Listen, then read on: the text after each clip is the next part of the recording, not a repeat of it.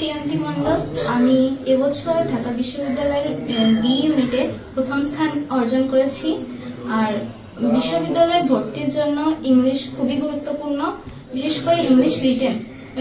Admission পিরিয়ডে আমাদের time খুবই কম পাওয়া যায়, এজন্য সবারই উচিত, মানে সকল অ্যাডমিশনের স্টুডেন্টদের উচিত আগে থেকে রিটেনের বিষয়ে একটু সচেতন হওয়া।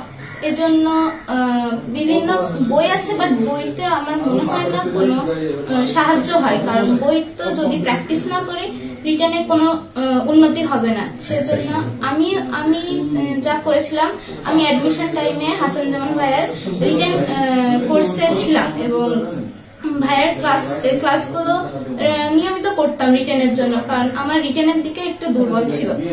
তো আমি ভাইয়ের ক্লাস করে যথেষ্ট ভালো ফল পেয়েছি এবং আমি মোটামুটি খুশি ভাইয়ের কোর্স।